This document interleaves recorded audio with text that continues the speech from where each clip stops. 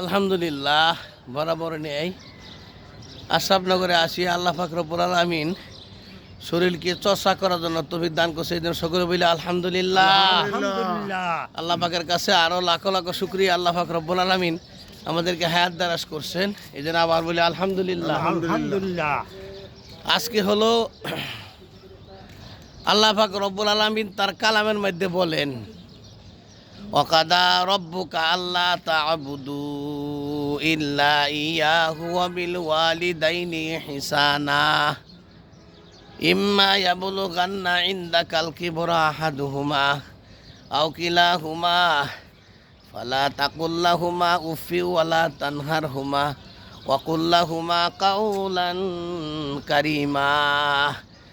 খেদমতে মা দরফে দর কুনি এখতিয়ারু তাকে বাসি দর্দ আলম নেকুনাম। খেদমতে মা দরফে দর কুন সুবে শাম তাকে বাসি দর্দ আলম বখতিয়ার। এই আয়াতের মধ্যে আল্লাহ পাক রব্বুল আলামিন বলেন আমার ইবাদত করো। কার ইবাদত করবো? আল্লাহর। তারপর দেয় মাতা পিতার খেদমত করো। আহা, মাতা পিতার খেদমত করো।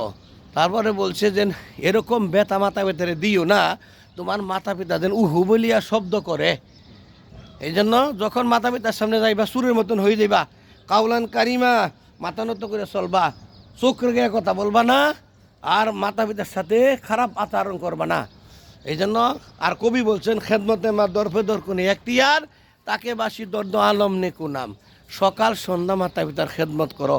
আল্লাহ পাক রব্বুল আলামিন মাতা পিতার খেদমত করার জন্য তুমি দান করুক। আমিন। আসসালামু আলাইকুম ওয়া রাহমাতুল্লাহি ওয়া বারাকাতুহু। ওয়ালাইকুম আসসালাম ওয়া রাহমাতুল্লাহি ওয়া বারাকাতুহু।